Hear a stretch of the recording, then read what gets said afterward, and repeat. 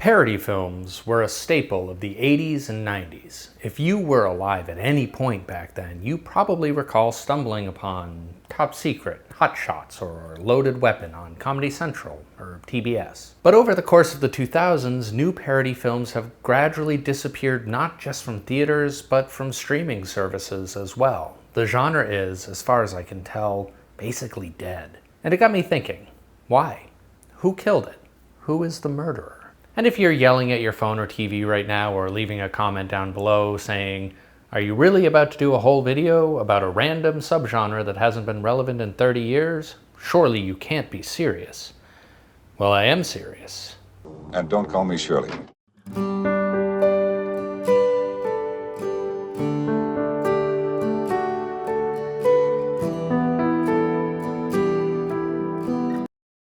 Parody films have been around since nearly the beginning of the medium. The first known parody, at least according to Wikipedia, was The Little Train Robbery, which was just the Great Train Robbery, but everyone was being played by children, which honestly sounds adorable. I'd love to see that if anyone knows where you can. But the 70s, 80s, and 90s are widely considered the golden era of the parody film, kicking off with Mel Brooks movies like Blazing Saddles and Young Frankenstein, and Abraham Zucker movies like Kentucky Fried Movie and Airplane. Now before we get too far into it, what is a parody exactly? Well, it's a little complicated and open to a bit of interpretation. In essence, a parody is a comedic spoof of an established popular film or genre. Okay, so I guess it isn't actually that complicated. However, there are some gray areas. For example, Austin Powers started out as an obvious parody of James Bond and 1960s spy and espionage films, but after the success of the first film, the franchise mostly becomes self-referential. The same is true of Shrek, which begins as a parody of Disney films before becoming essentially its own self-contained world. The same can also be said about the Naked Gun films, which actually started as a TV show called Police Squad, which itself was parodying the popular police and detective dramas of the time. But do the Naked Gun movies actually count as spoofs, or are they just plain old comedies? After all, they're not spoofing specific movies. But there's no shortage of movies about cops, especially in the 90s, so maybe? And speaking of the Naked Gun, we just got the reboot with Liam Neeson directed by Lonely Island legend Akiva Schaffer. We also recently got news that the Wayans brothers have reattained the rights to Scary Movie, which was a franchise they started in the early 2000s. So, are we about to witness the rebirth of the parody subgenre? I'd be thrilled if we were, personally. It was one of my favorite subgenres as a kid, and it's responsible for some of the best comedies of all time, like Airplane, Blazing Saddles, Walk Hard, and Loaded Weapon, amongst a whole bunch of others. And it's possible we are at the dawn of a new golden age of the spoof. But unfortunately, I believe the subgenre faces a difficult uphill battle. And if I were to bet money, I think this new era of spoofs will be short-lived. So, like Detective Frank Drebin, we're going to investigate and figure out who killed the parody film.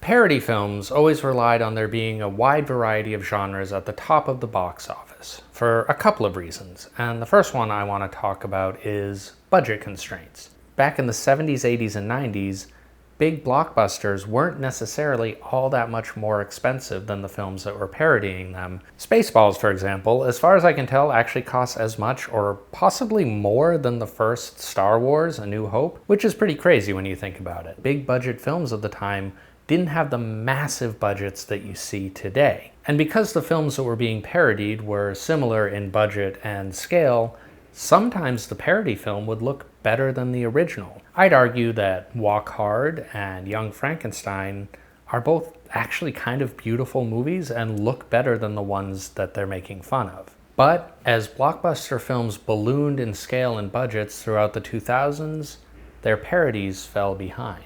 The business model of the parody relied on them not spending too much, knowing that they probably wouldn't make as much as the originals that they were spoofing.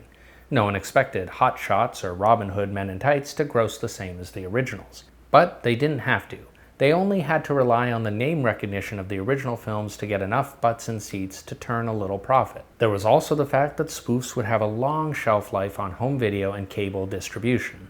So once again, I'm just going to link to the Matt Damon Hot Ones interview for an explanation of what happened there.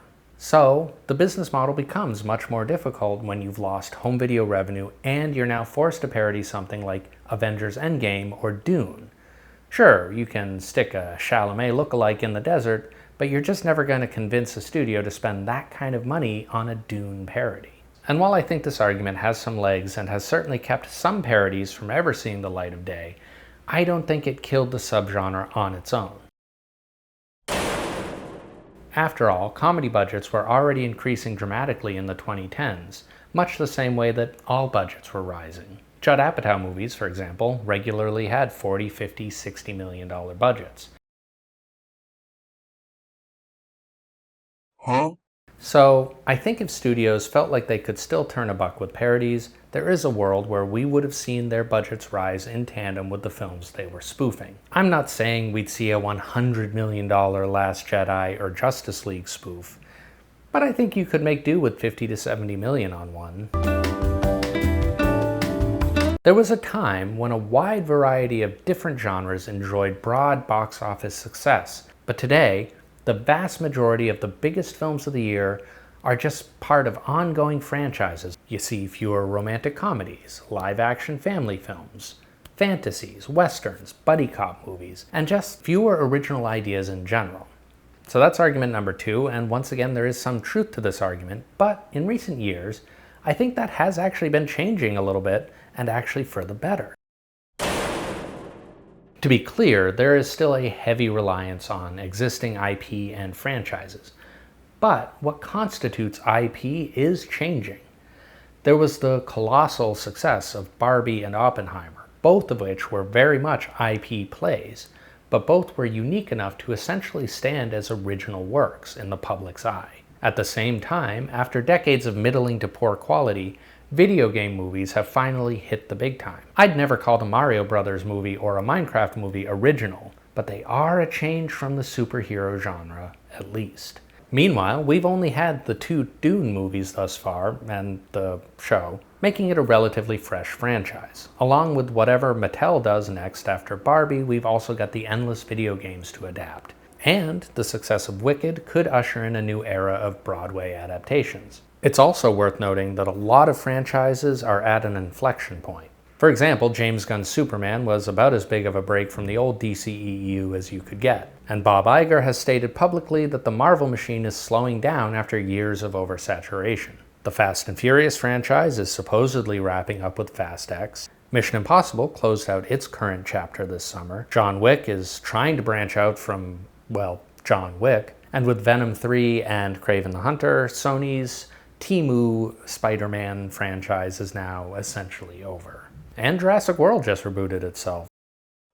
So really only the Monsterverse at the moment seems to be chugging along as it has been. Good for her. We'll see what happens with all these new iterations, or lack thereof, over the next few years. And don't worry, I didn't forget about Star Wars. We'll be getting our first new Star Wars movie in 7 years in 2026 with Mandalorian and Grogu. But that's mostly just the conclusion of the Mandalorian TV show more than it is a proper Star Wars movie. Whatever happens with the primary Star Wars movies going forward, it's clear they do have to separate themselves from the Skywalker saga if they hope to stay relevant. Here's some money, go see a Star Wars. So my point here is that while there's been a lot of homogeneity in blockbuster filmmaking, the future is looking pretty uncertain. Studios are still relying heavily on IP, but they are also experimenting with slightly fresher, newer ideas, which still leaves a lot of space for parody films. And some of those movies, like Barbie, are certainly cheaper and easier to parody than, say, Godzilla vs. Kong. The over-indexing of superhero movies from 2012 to 2023 does seem to be coming to an end. They're not going anywhere, but there's going to be fewer of them. So I don't think that alone can explain the death of the parody. Which brings us to suspect number 3, these 2 guys. Jason Friedberg and Aaron Seltzer. Before we get into this, I just want to state for the record that none of what I'm about to say is my own personal opinion. I've actually never seen any of the movies these 2 guys directed. I'm saying that because I am also trying to get into filmmaking. It's a small industry, and I am not trying to insult or demean anyone. Making films is hard, and I just want to point out that all I'm saying is these movies were not critically or commercially well received.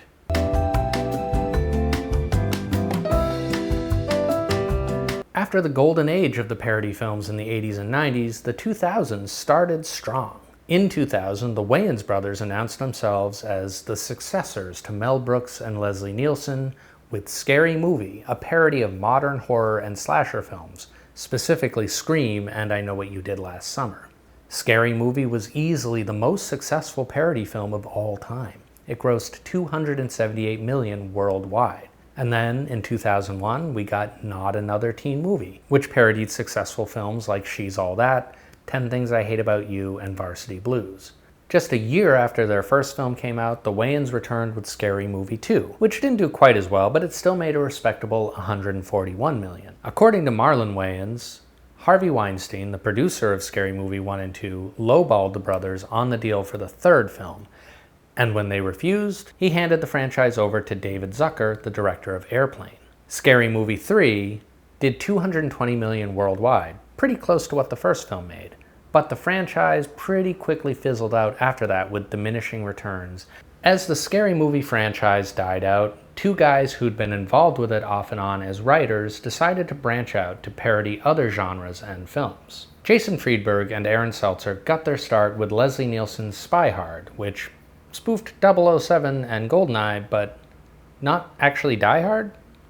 Anyway, after being writers on most of the Scary movies, including the first two Wayans ones, Friedberg and Seltzer struck out on their own. Their first solo film was Date Movie in 2006. Date Movie ostensibly parodied romantic comedies, but the film parodied just about every bit of modern pop culture, including things like Napoleon Dynamite, Kill Bill, reality shows like The Bachelor, movies like My Big Fat Greek Wedding, and King Kong. Basically anything that was culturally relevant was fair game.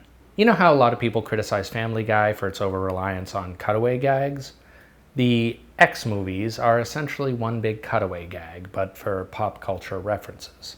1 year later, Seltzer and Friedberg returned with Epic Movie, which parodied Harry Potter, Pirates of the Caribbean, The Da Vinci Code, Charlie and the Chocolate Factory, etc., etc.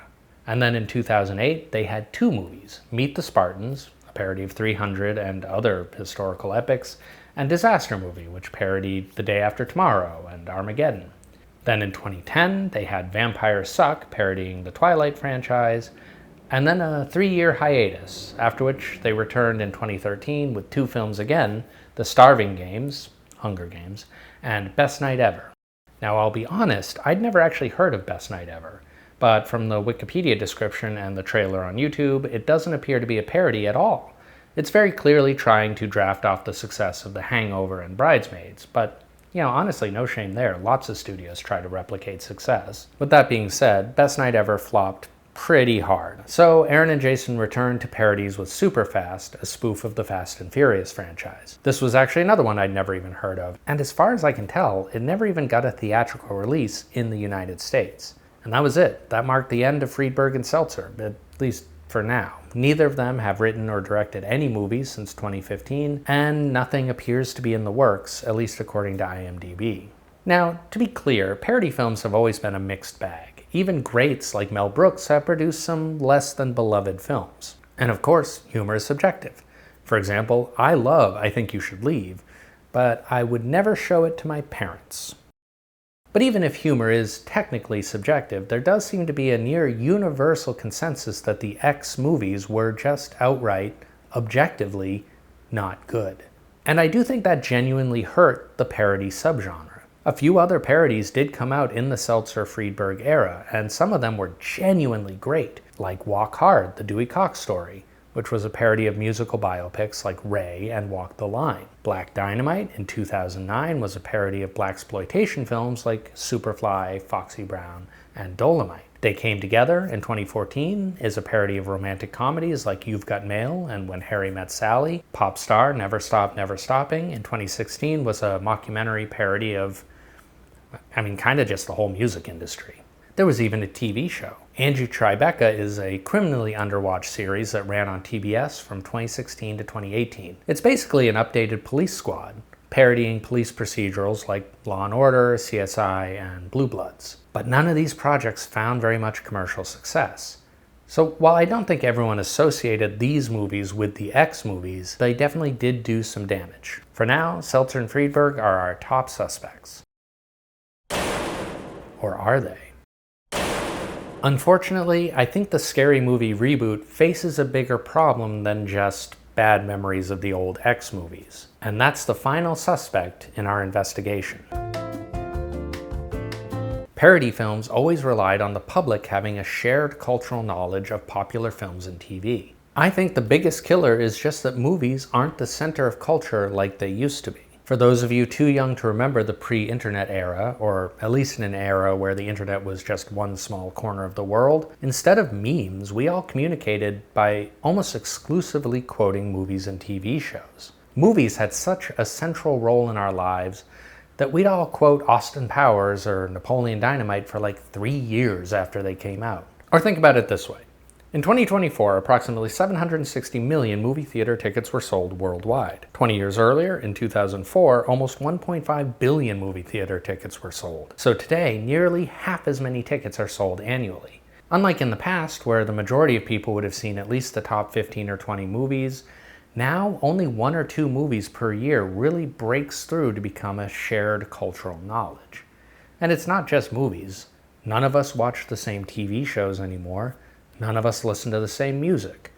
Other than the Super Bowl, there's almost nothing we all consume simultaneously. Even the most popular movies and TV shows don't have the full saturation they once did. Certainly not enough to safely assume that everyone going to a parody film will recognize them, or that enough people will recognize them to go to the parody film in the first place. On top of that, the internet has sped up how quickly a cultural event sticks around.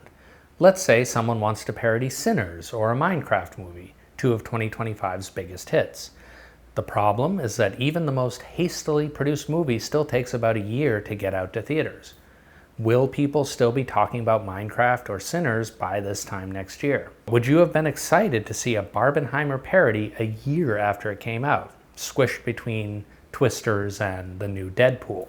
We just live in a different media environment now. Our attention spans are scattered across movies, TV, TikTok, YouTube, video games, Reddit, and other social media.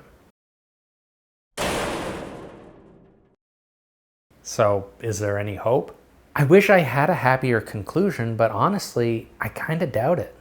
If your business model relies on everyone knowing the references in your movies, that business model falls apart as fewer and fewer people get those references. That's not to say there's no hope for comedies. The fact that the Naked Gun reboot even got made is a good sign, and the fact that the Wayans brothers are rebooting Scary Movie is also potentially a very good sign. The Naked Gun, as I already said, was already barely a parody series by the time it moved from TV to film. So because it was already less reliant on cultural references, it's in a better place to be rebooted. I will be curious to see how the Wayans brothers handle the new Scary Movie. Will they parody recent horror films like the originals did? Maybe.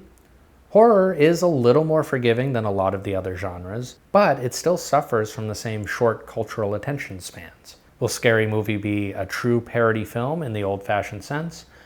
Or will it become more of a bid for millennial nostalgia, referencing its old films more than it references any new ones? I have no idea.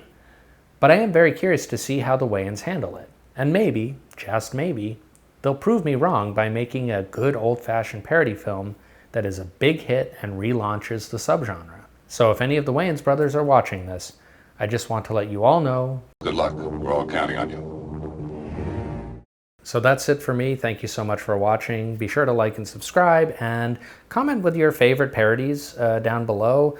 There's a whole bunch here that I didn't mention, some of which are my favorites. As I mentioned, I am a filmmaker. My first feature film, a horror called Sight Unseen, just had its festival premiere last month. Stay tuned. I will have more news about that in the future. As of now, there's no real way to watch it. So what even am I doing here? What is this? But yeah, I don't know. Subscribe for more news there, I guess. We'll see you next time.